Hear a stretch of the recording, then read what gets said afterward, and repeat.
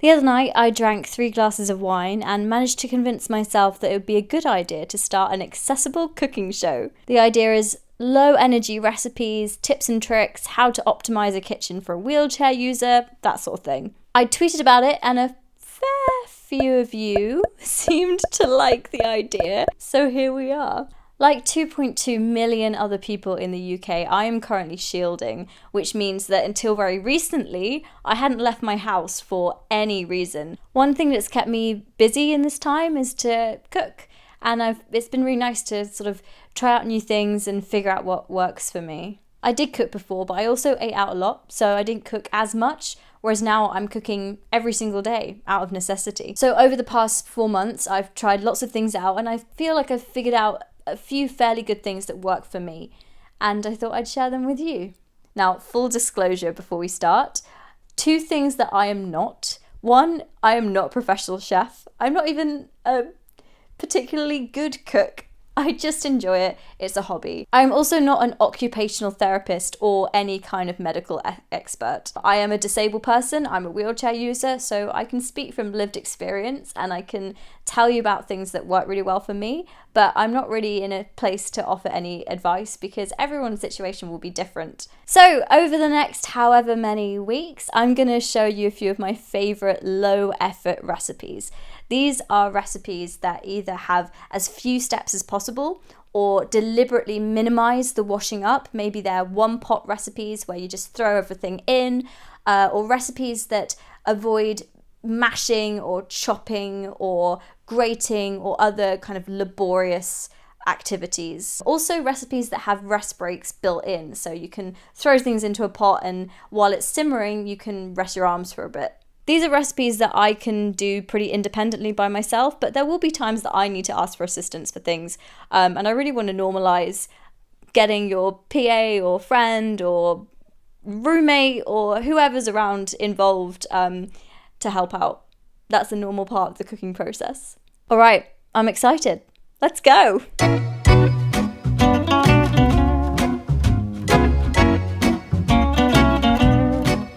Today I'm going to be showing you how to make a very simple tomato gnocchi. For this you will need 1 large red onion, 4 or 5 cloves of garlic, 1 ball of mozzarella, 100 grams of hard cheese such as parmesan, a tin of chopped tomatoes, tomato puree, oregano, fresh basil, a healthy glug of red wine, and of course a bag of gnocchi. Welcome to my kitchen. My kitchen is actually there to the side. I have a very small kitchen and the countertops are quite high. They're too high for me to really use sat in my wheelchair, so I do all the preparing, all the chopping at my table, which is a much more convenient height for me. The key is to minimize faff and movement. So do everything in stages, like at different stations. Get everything ready before we start cooking, before we turn on the hob, before we do anything in the kitchen. I like to have absolutely everything ready to go. It minimizes on carrying things and going back and forward. So I've got some vessels for my ingredients. Vessels, a bowl to put onion and chopped garlic and everything, and I've also got a vessel for waste. I use an old mushroom container or tomato container, recycle that and just use that to store waste, and it just means that I don't have to keep moving back and forward from the bin. I just do everything sat in one place. I don't have to move now. This is great. Okay, let's chop stuff. So this is a really simple recipe. The only things that we need to chop in advance is 1 red onion and however much garlic you like to use. I use so much garlic. Don't judge me. Now, chopping's a funny one. I find it really hard. I can't do a great deal of hard vegetables. I don't know, like potatoes and what else is hard? Squash. I have quite high dexterity and like control, but very low strength and also no leverage. You know, I guess if you're standing up, you get, you know, more leverage with your knife, but I'm kind of sat down here and can't get that oomph. So for that reason, I like to use a ridiculous, massive knife that's also quite weighted, and so it just kind of glides through and I barely have to do anything. But I feel safe doing that because I have very good control and dexterity and like good movement. If you're kind of the flip side of that, if you have like maybe a bit more brute strength but less dexterity, then a nifty small knife would be better. I guess the key with either one you're using is just to make sure it's really, really, really sharp. So let's chop up our onion. Everyone likes to do onions differently. Here's an onion trick. I'm sure everyone has one. My partner taught me this. You top and tail it. See, the knife just glides through like butter. I'm barely doing anything. Collect all your waste in your little waste bucket. Peel all the stuff off. I'm not a natural at this. Chop it in half this way. And you want to make slices going almost all the way through, but keep like a finger width at the end, which will hold all the segments together. Be careful of your fingers.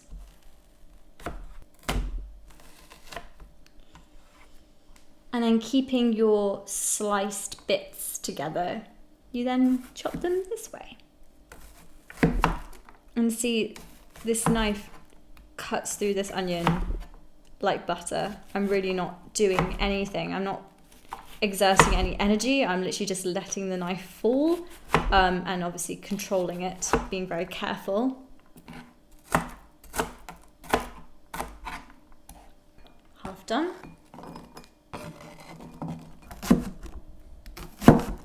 Slice right through. And that's another thing as well. It doesn't have to be perfect. Obviously you want the pieces to be reasonably the same size so they cook at the same time. But also, you know, it doesn't matter. It doesn't matter if it's perfectly diced. It's going to be yummy either way. Right, garlic. Chop it. As I've said, we use an absolutely ridiculous amount of garlic. I would probably go for about 4 large cloves or more. But, you know, if that's not your thing, I totally understand. Now, at this stage, you might be wondering, Katie, why have you suddenly changed outfits? The reason for that is that in the time it took me to edit this video, a fair while, I'm not gonna lie, I actually discovered a way better method for chopping garlic that's quicker and easier and less energy. So I'm going to show you that instead of refilming the whole thing. So the fastest and quickest way to do this, I found, instead of painstakingly peeling off the skin of the garlic, which is what I was doing before, keep all the skin on, just get your clove at the ready, chop off the edges, top and tail it, and then place the clove under the wide edge of the blade. And you want a really big knife for this. And then in one fell swoop of a motion, crush the garlic. Now, a much safer way of doing that obviously would be to sort of use the heel of your palm to press against the blade and use your body weight to gently crush the garlic down like that. As I've mentioned before, at my height as a wheelchair user, I don't have the leverage needed to do that, and I'm not strong enough to press down gently like that, so I go for a whack, which works for me. But if you're not comfortable doing that, that might be something to ask for assistance with from your friend, roommate, PA, whoever's around, to sort of press slowly and gently. But for me, I've never had any accidents so far, but I don't want to jinx anything. So again, that's just a little crush. And then you'll see the skin just peels off in one go. Easy. Easy. In one go. And then when you've got your skinless, naked garlic cloves, just give them another bit of a squish.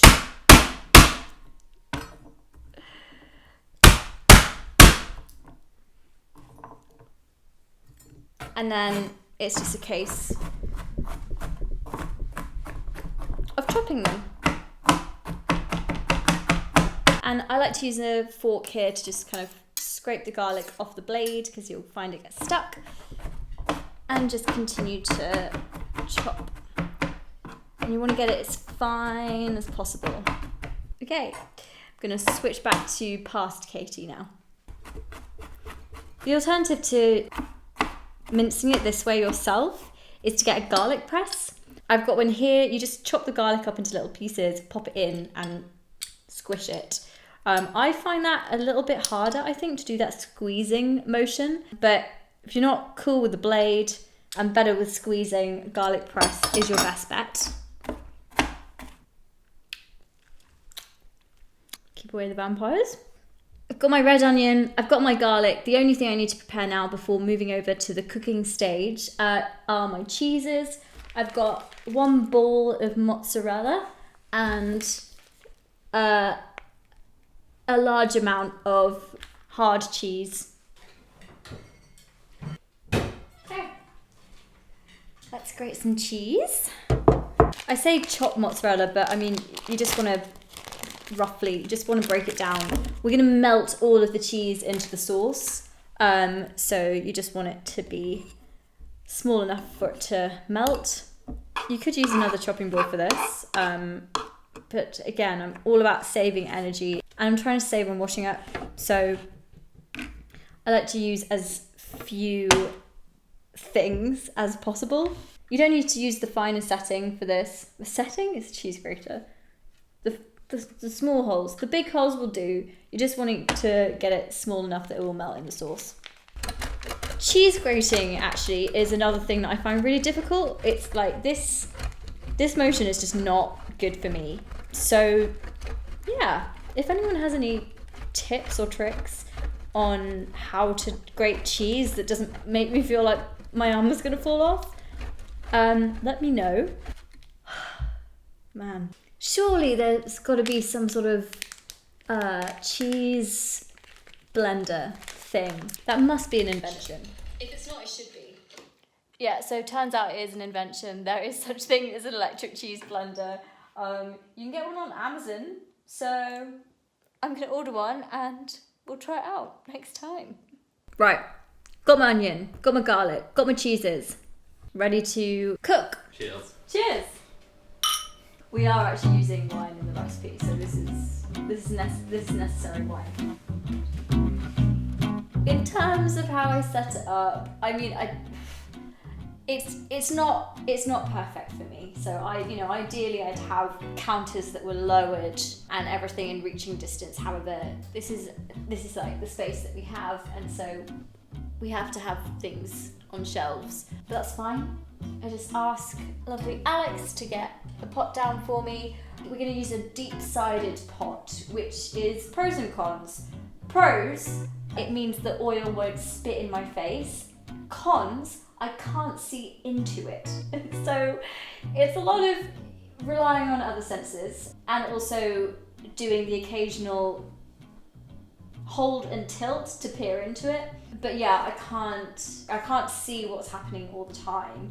But it's kind of fun with something as simple as this. I've made tomato sauce so many times before, so I kind of know how things work. And I know my hob very well, so I know how hot it gets. I know what to expect. So it's something to bear in mind. And how it works, I just park up as close as I can get. And it is a lot of twisting motion for me, which is bad for my back, but again, I have lots of breaks. I go back, do a bit of stretching, come back, so it's fine. So, let's make tomato sauce. Start with a big lug of olive oil. And again, I can't stress this enough. I cannot see into it. So I hope that was enough. Turn the hob on. You want a low-ish heat. You really don't want to burn the garlic. There is nothing worse than burning garlic. Let the oil heat up. Have some wine. Just realised I forgot to do the basil. You don't really need to do anything. You just tear it up and chuck it in. So that doesn't go against my whole, do it in stages. And again, see, this is the beautiful thing about having everything in vessels, ready to go. I literally don't need to move from this spot now. I'm here and I'm ready. Onion in. Give that a stir. Stir that around. You want it to start to look translucent if you can see. If you can't, just wait a couple of minutes. I can actually see what's in the pot now. Maybe this is the way, you just have to get a phone out. This is actually very useful. And when the onion is looking translucent and a little bit softer, that's when you add your garlic. So just remember to keep this on a low heat because you really don't want your garlic to burn. When garlic goes brown, it's burnt, it's bitter, it's horrible. So that's why we're keeping it on a really nice low heat. That's definitely one of my favourite smells. Oh, fried onion and garlic. Continue to fry that for a few minutes. And next we're going to be adding tomato puree and a load of oregano. In America they say oregano. Oh, and salt and pepper, obviously. You're going to love my pepper thing. Look at this. Look at this. Oh, who do I think I am? This is actually very useful because you can just be all the way back here. If your garlic does start to burn a bit, don't panic. You just need to put liquid in. So oil, stock, wine, whatever liquid you have. I have some wine hanging about. Pour a bit in.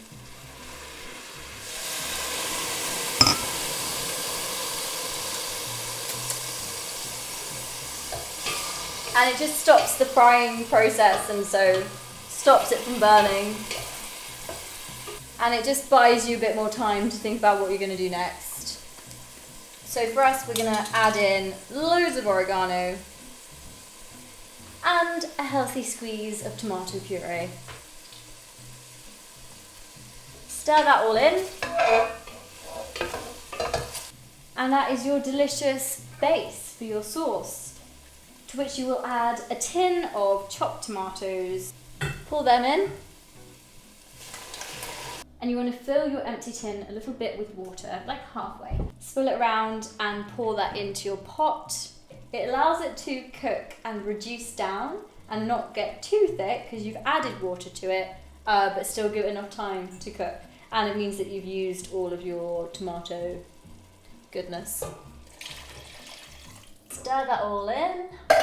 Whack your heat up a bit because you want it to simmer. And here is where you add more vino as well. So I was told you were meant to add sugar to tomatoes to cook them to offset the acidity, but the sugar in the wine does the exact same thing, and wine's better. Give it a good stir, salt and pepper to taste, more oregano if you feel it's necessary, and then you want to leave it to simmer. And this is what I mean when I say I like to have recipes with rest breaks built in, because I am already, my back's a bit sore from reaching and I'm already quite tired. So I'm happy to let this simmer now. It's on a really low heat, it's bubbling away. And of course I'll keep checking on it to make sure it's not suddenly something got wrong or burning, but I don't really need to do anything at this stage for a good 10-20 minutes. So maybe in the future I would like to have, you know, dream kitchen, fully accessible kitchen with lowered surface tops, everything within reaching distance. I think that'd be great. Although I do know someone who, when he moved into his place, he had a fully accessible kitchen put in with sort of movable, adjustable countertops, the one that could go up and down.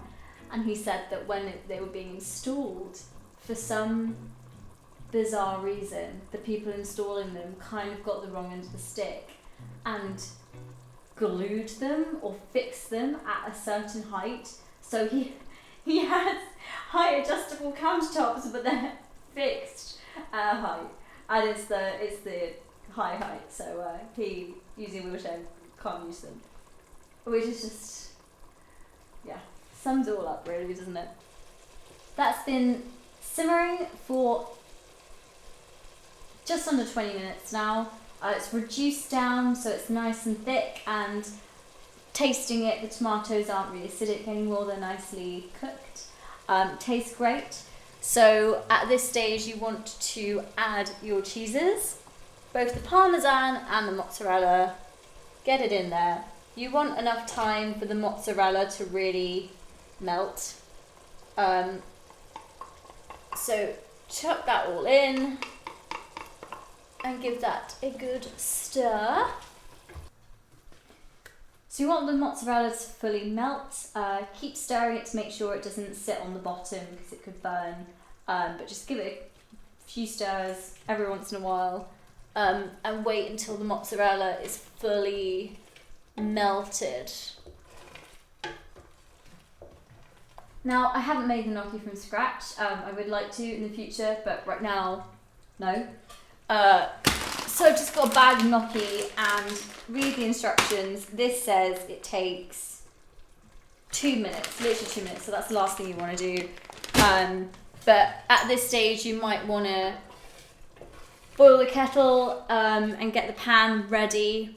For me personally, I'm very fortunate to live with my partner, so I let him take over and do the handling of boiling liquids. Turn the heat down, nice gentle heat. You're just melting the cheese through, just melt it through. Yeah, at this stage you want to get the gnocchi on because we're nearly ready. This is my glamorous assistant. A handful of basil. Just tear it up, chuck it in.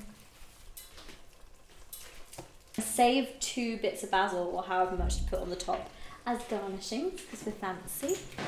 Once the cheese is fully melted and you've tasted it and you're happy with the amount of pepper and salt and oregano and everything else, then you're ready to plate up.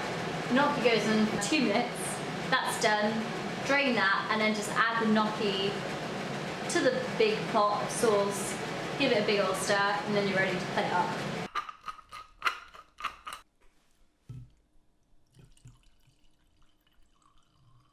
Bon appetit! Bon appetit!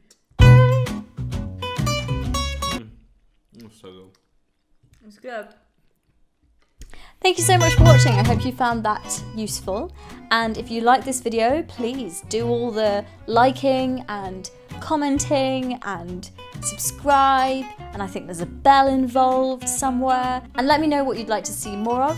Next week, no, not next week. I can't promise that. Next time, I'm going to be showing you how to make a ludicrously easy peanut noodle dish. It takes 5 seconds. It obviously takes a lot longer than that, but it's really, really easy, I promise. Get in touch, I'd love to hear your thoughts. You can tweet me at Pennick. You can find the full recipe on my website. The link will be in the description below.